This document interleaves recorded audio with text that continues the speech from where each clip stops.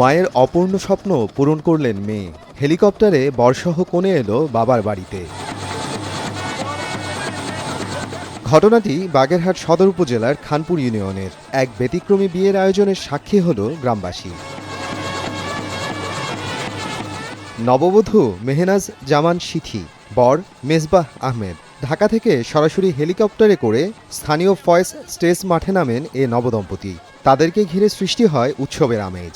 জড়ো হয় হাজারো মানুষ। আমার একটা শখ ছিল, একটা ড্রিম ছিল যে আমার মেয়ে যখন বিয়ে হবে ও আমার শ্বশুর বাড়িতে ও এইভাবে আসবে, এবং এটা হেলিকপ্টারে করে আসছে। এটা একটা এখনকার সময়ের একটা আর পালকিটা হচ্ছে কি আমাদের সংস্কৃতির একটা মানে পার্ট। আমার দুইটা মেয়ে আমার কাছে ফ্রেন্ডলি, সব সময় থাকবে ইনশাল্লাহ। আমার দুইটা পদ্ম আমার বুকে জুড়ে থাকে। আমার আব্বু এত ইউনিক একটা প্ল্যান করবে আমার জন্য আমি কখনো ভাবিনি। সো এটা একটা ড্রিম কাম ট্রু।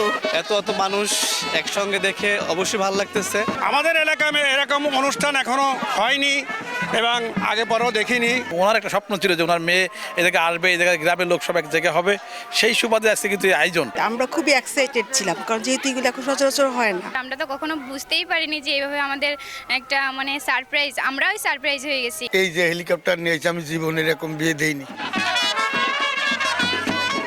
হেলিকপ্টার থেকে নামার পর নবদম্পতিকে তোলা হয় পালকিতে। সেই পালকিতে চড়ে বরের সাথে বাবার বাড়ি যান কনে। সময় সংবাদ, বাগেরহাট।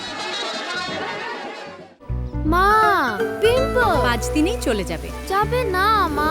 যাক, নিমের 5 অংশের পাওয়ারে 5 দিনেই দূর হবে পিম্পল। হিমালয়া পিউরিফাইং নিম ফেস ওয়াশ।